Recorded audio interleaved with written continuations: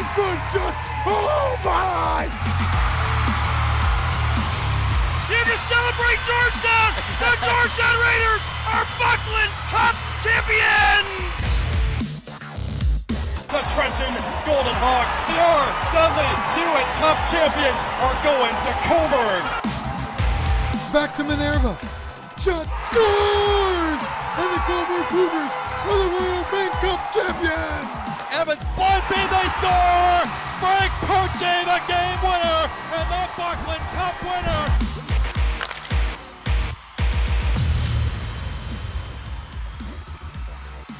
The Oakville Blades capped an absolutely dominant season with the OJ's ultimate prize last week, and we've got all the coverage coming right up. This is the OJ Today. Welcome everyone to our last show of the season, and we've just got tons to cover. Buckland Cup highlights, the plays of the year, and Oakville head coach Mike Tarantino will even join me via Skype to break down the series that was. That's coming up later on. But first, OJ highlights, and no question, the Oakville Blades were considered a heavy favorite going into their championship series against the Wellington Dukes, but most figured it was going to be a seesaw affair that could go down to the wire. But Oakville simply shut down the Dukes. They took the first 3 games and had a chance to grab the series sweep on the road in Wellington last Thursday. OJ highlights now brought to you by Hilton Hotels. Hilton, the official hotel of the Ontario Junior Hockey League. Wellington with its back against the wall, down 3-0, and their job was going to be that much tougher due to an incident that took place at the end of Game 3. Duke's top scorer, Andrew Rinaldi. Now watch the bottom of your screen here. This footage courtesy Hockey TV. He gets called for an abuse of official penalty and was suspended for Game 4. Wellington obviously didn't like the call, but they would have to find a way without him. In the first frame, it looked possible. Shot from the point, tipped home by Tyson Gilmore, and Killer Jr. makes it 1-0 Dukes at the 14:34 mark, and that was the score at the break. Second stanza, though, Oakville hits back on the power play. Harrison Israels, and this one, boom, looked a lot like the Dukes' first goal. Stick on the ice, tipped home, and Blades even it up at 1 apiece. Final 20 now. Oakville takes its first lead.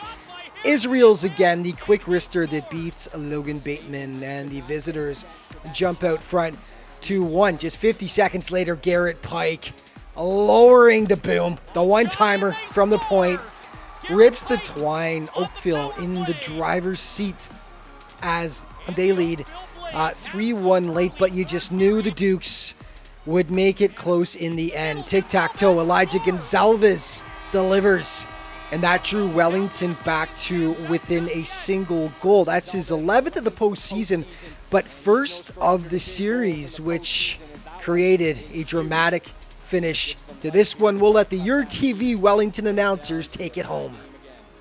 Massey trying to get the puck free, 15 seconds to go. Still on the outside and now just held on the boards, and that's a smart play. Back it comes though, 10 seconds left, shot on, and just wide of the net, 6 to go. Backhanded around the back of the net, and time is going to expire. Hockey fans around 16 Mile Creek have waited 9 years to hear it. Your Oakville Blades, OJHL Buckland Cup champions. And what a playoff run for the Oakville Blades, who do it here in a sweep-like fashion in Wellington to take the Buckland Cup and punch their ticket to the Dudley Hewitt in Cochrane, Ontario.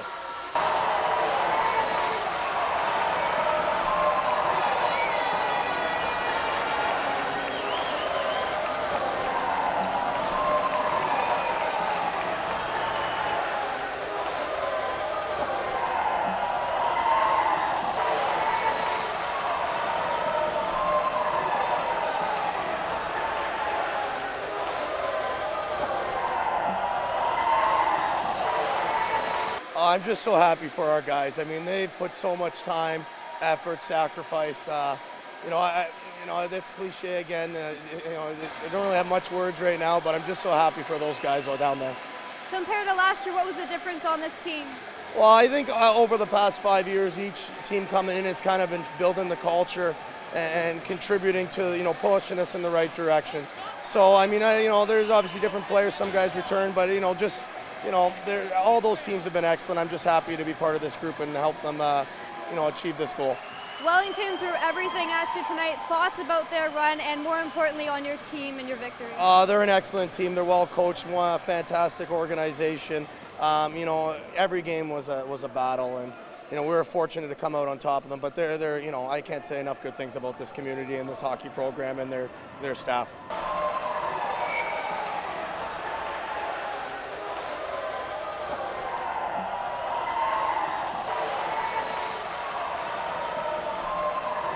I think it's the best feeling I've had in a very long time. It's unreal. Like the group of guys we have and how tight-knit we are. It's just all accumulated to this moment, and it's unreal. We brought in a few guys at deadline, and every single guy in this team worked for each other. We worked as a team.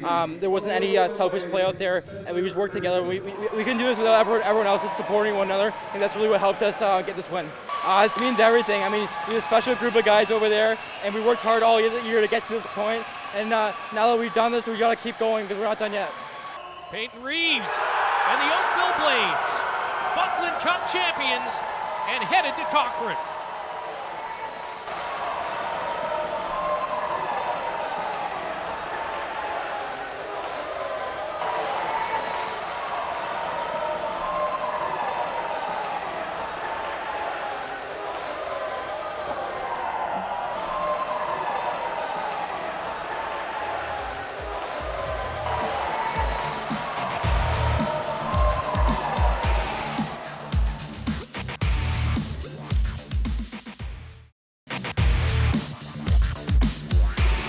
This segment of the OJ Today is brought to you by Cliff Bar. Cliff Bar, the official energy bar of the OJHL.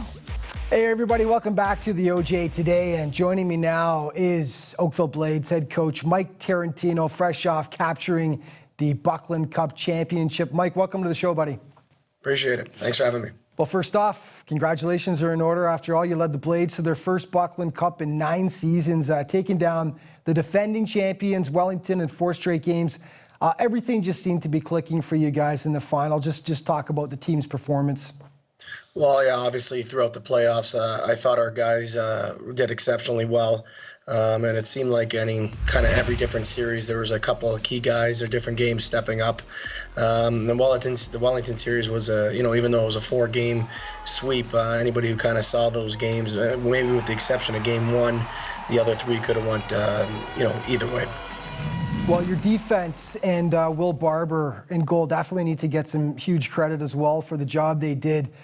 Coming into the series, the line of Rinaldi, Gilmore, and Gonzalez for Wellington had been by far the highest scoring line in the playoffs. You held them to a combined 3 goals in the Buckland Cup final. Just talk about how you guys keyed in on them and just in general the job the defense did. Well, I mean, I think our team gets maybe a lot of recognition for the offensive players we have on it, but really I believe what maybe separates us a little bit is the ability of those guys to play 200 feet and play strong defensive hockey. Will has been excellent throughout the playoffs. I mean, you can't really argue with the numbers he's put up there, and especially in the final.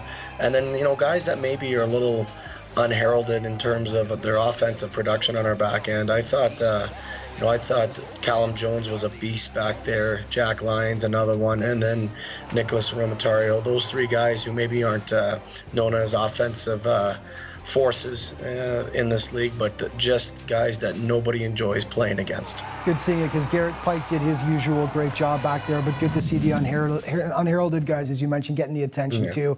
One guy who has gotten the attention all season, Spencer Kirsten, led the team in scoring in both the regular season and the playoffs, but in the final against Wellington, he just took things to a whole new level, didn't he? 11 points in just 4 games for the future Princeton Tiger. Talk about how dominant he was for the Blades against the Dukes. Yeah, I mean, that line there with Kirsten, Nixon, and Lewis, I mean, they're fun to watch, right? They got a ton of speed. They play, in-your-face type of game for guys that aren't overly, big. But Spence just found a way. I mean, he kind of did it every way, right? He put a couple in on the power play. a couple, off a cycle and attacking from below the goal line, and then obviously he scored that highlight reel goal in Game 3 on the rush, kind of splitting the D there. So, whatever he was doing, we just want to keep him doing the same thing there. But yeah, he was excellent in that series. On a real quick note, talk about the rich getting richer. Christian Gurney, you add from St. Catharines Junior B, who was, second leading scorer on the Erie Otters before he went to St. Catharines this year. I mean, what a pickup down the stretch for you guys.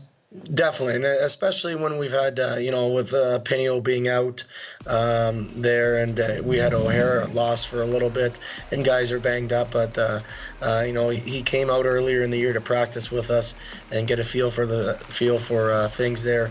He knows Potsy there a bit because obviously with Kyle's time in the OHL as well. He jumped right in almost seamlessly. He's a really high hockey IQ player, and kind of reminds me a little bit of Tommy Maya a little bit, and how cerebral they both are.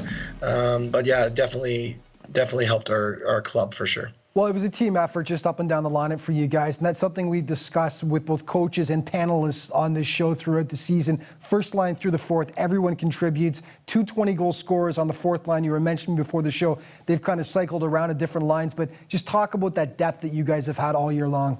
Well, I mean, anybody will tell you need depth to win, right? And, with this year specifically, even all year in our forward group, it's sometimes it's almost makes my job too easy, right? Like in terms of that. But you're right. Any one of those lines can go out there and be a threat offensively. What those kids don't get credit enough for is just how unselfish they are. Because with our group and the depth that we have, obviously, everybody's ice time individually sacrifices a little bit, but they've all kind of put their personal goals aside and put the team goals first, which it's easy to say, but anybody who's been coaching for a while knows that it's not always the case. So those kids deserve a ton of credit for putting the team ahead of the individual, and we're hoping to represent the league well here in the Dudley Hewitt. Next question. You went right into it. Next stop is Cochrane, Ontario for the Dudley. Kicks off next week. How will the team prepare for that, and how much do you know about your opposition? Have you guys had a chance to view much video on the other squads? Well, we're just starting that process now. Obviously, with Easter weekend, there. The players and the staff had the weekend off, so we'll skate today. We'll do some video on Thunder Bay. I watched the Sioux play Hearst last night. Cochrane videos getting cut as we speak. So our plan is to kind of have an idea of what they're going to do, but then make them, focus on us a little bit more. So we'll know some of their tendencies going into the games next week, but we want them to have to adjust to us. Really quick, give me about 20 seconds here. As a guy who's a Blades alumnus and played for the team back in the 90s before moving on, and now back coaching the team that you once played for and winning a Buckland Cup and taking this next step, how cool is that? No, it's pretty cool. I mean, I'll be honest, it really hasn't set in yet because I've been so busy with the family this weekend, and now you're kind of focusing on the Dudley Hewitt. But I'm sure after the year ends, you'll sit back and kind of get to enjoy it a little bit more. Awesome, Mike. Listen, great job with the team. Fantastic season, and it continues on. Good luck at the Dudley. Hopefully beyond. Everyone in the OJHL is cheering for you guys. Congratulations, bud, and good luck. Appreciate it. Thanks, Alex. Okay, more OJ Today coming up in just a moment.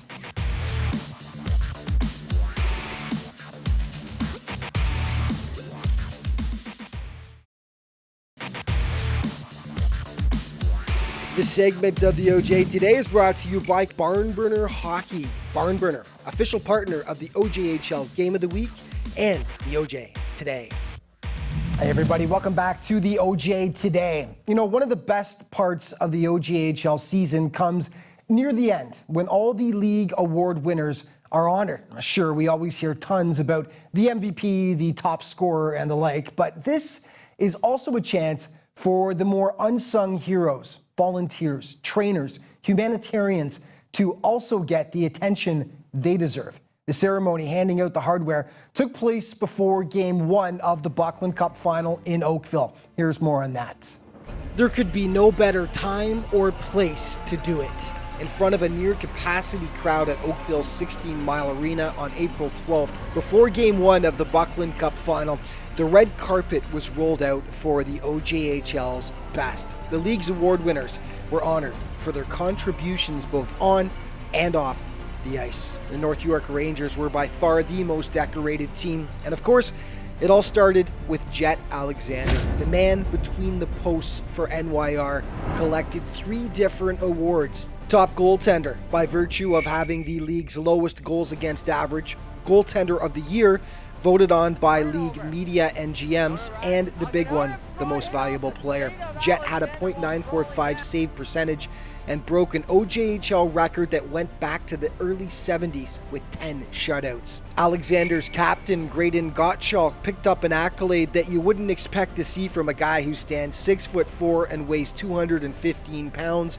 Most gentlemanly player, but with just 6 penalty minutes the entire season, the gentle giant was an easy choice. Not only did he manage to stay out of the box, but he was a massive piece to their success with 46 points in 52 regular season games.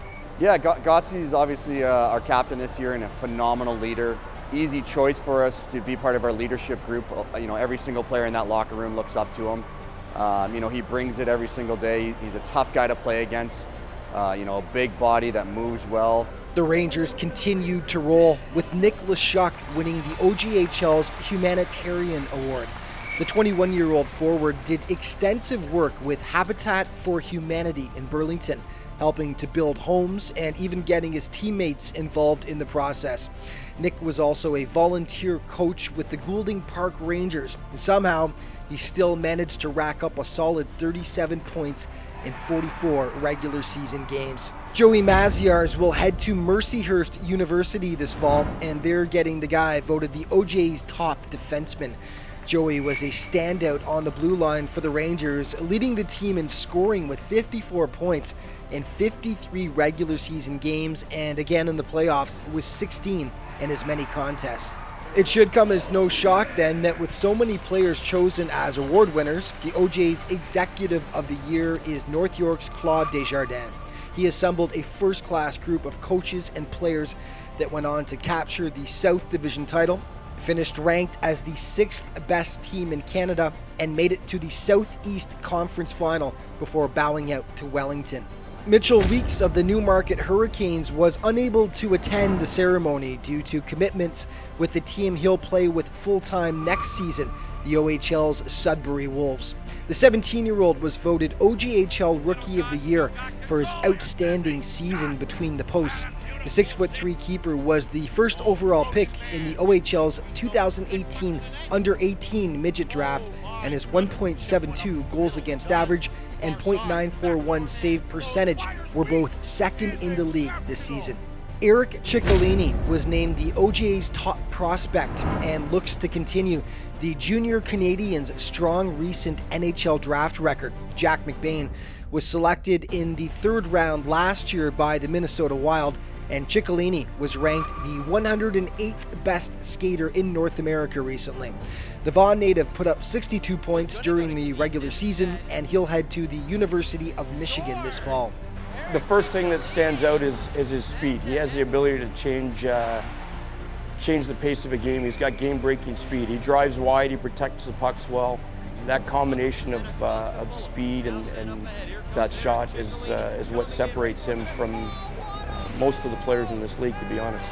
Alessio Luciani of the Markham Royals captured the league's Most Improved Player award, in addition to being its top scorer. Luciani, along with line mate Braden Aubin, provided the OJ's top 1-2 punch, and they finished first and second in league scoring.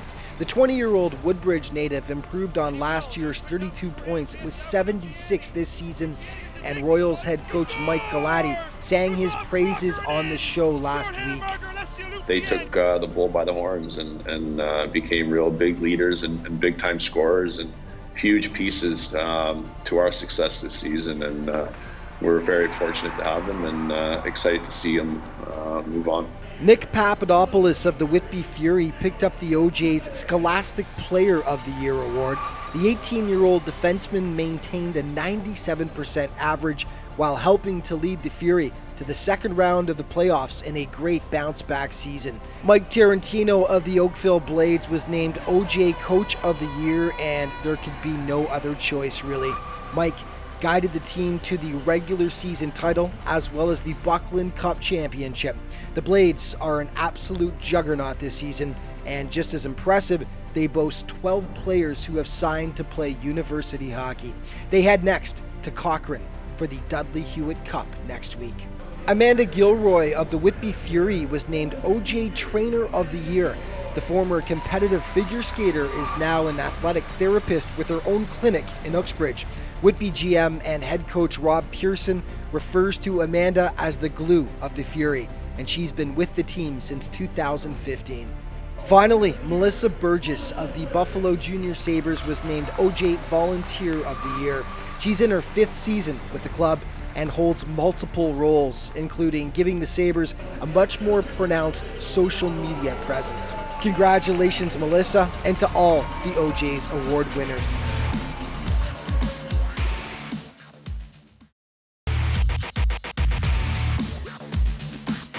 This segment of the OJ Today is brought to you by Troy Hockey Apparel. Troy, the official jersey of the OJHL. So another OJ season is now in the books, and every year it just seems to fly by. The puck dropped back on September 7th, and the Oakville Blades lifted the Buckland Cup trophy on April 18th. 8 months crammed full of big hits, larcenous saves, and unbelievable goals. And guess what? We've got the best of the best for you now. The greatest from the last 8 months of OJHL hockey. These are the plays of the year. Plays in transition. Jones cutting down the wing. And he gets hit, but Bernier gets hit even harder by Callum Jones. Was going to go to Kinesis instead. Scores! Eric Cicciolini. End to end. Back comes Davis now with it. Davis cuts towards middle. He's let alone. Takes a shot and he scores!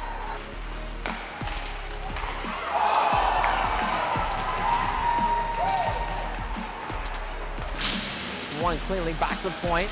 Magyar, slap pass over, Spence, tucks it, scores! Here is Trotman now with DeGasperis heading towards the net. DeGasperis spins up, pass out front. Neighbors scores, and they win it in overtime. The Hurricanes. The Patriots to the doorstep. There it is, wide shot. Lafreniere just robbed the Patriots.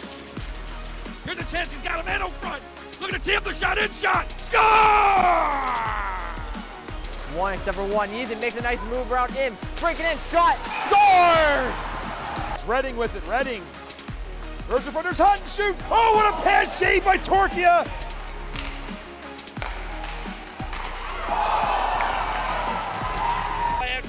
Landra, a tonic big hit! Olaf back the other way. Beautiful move in front. They score. What a nice finish. Far side, backdoor man, loads, fires, Weeks is exceptional. Coming back the other way for Markham. Here goes Hubbard, is back and towards the net, he scores. Oh, what a move. James now dumps it out front. Here's a chance. We're going to go to the backhand with a Levisik. Scored! In front of the net. Picked up again. We're even look at this kid go. Was that any good? They score! What a goal! Working his way in the zone. Trying to go between the legs. And he goes for a ride. Porter with the hip check. Sirius now on a break. Sirius thin shot. Scores! A good defensive play. There's a chance at Ranger. It's front. They score! Corner. Now another pass by Domovsky. Oh, what a stop! Lawrence absolutely robbed. There's a big hit there. It's Hampton. Dumps it out front. Missy again. Scores! No, Missy. Bannister on the near side. Trying to get into him. A nice move by Spagnuolo. Scores! His clearance doesn't work. And elbow behind the back pass. And Derek gorgeous. McVay. Crocker to Tilly. He shoots. Oh, what a save by Andrew Albano. Oh, my heavens. He just robbed Alec Tilly.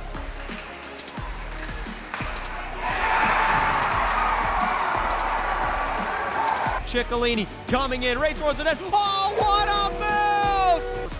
You know, it's amazing the confidence that's been built up. There's a nice pass there, and there's a goal for St. Mike's. Matt Lukic watching that play all the way. Pilasov, Cardwell off the bench, takes the pass and scores! Go out in front of Fantuzzi, but unable to connect with him. Dumped in, a big step-up hit by Rudakov on Matthew Falls.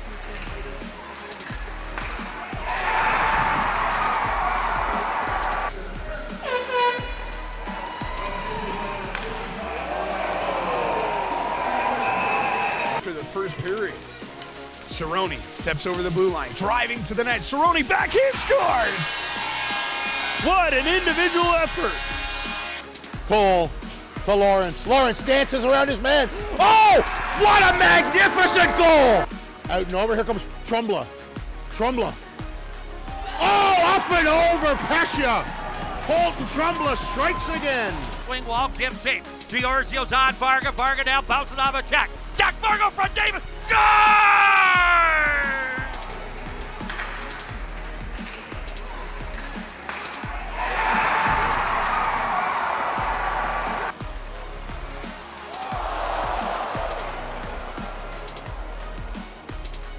For Matt McJannet. McJannet makes a move, cuts in, shoots, he scores! The big back attack! Centers there for Burridge. Burridge to Harper, it's not Harper, shoots, he scores! We'll see you at Buffalo on Wednesday night!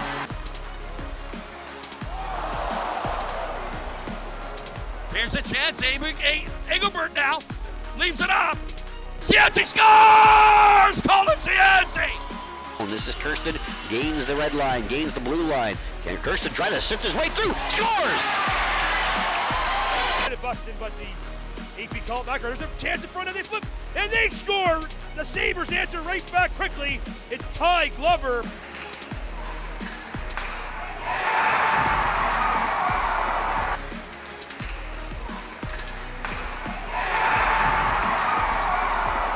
Picked up by Glazer, and now Scriver fires a shot, scores! Rinaldi gets a step, he works his way in, makes a move, scores! Long shot in, they score! Hockey fans around 16 Mile Creek have waited 9 years to hear it. Your Oakville Blades, OJHL Buckland Cup champions. Yeah, incredible plays. And that's all the time we've got for today. And that is it for the OJ Today until next season. A huge thank you, though, to everyone who helped make the show a success this year. The videographers, the photographers, the announcers, and of course, Lou and Miro right here at our studio. Remember, though, in the offseason, you can always keep up to date with the league by heading to ojhl.ca. And of course, all of your social media options are right there for you to explore as well. Thank you so much for watching all year. We'll see you next season.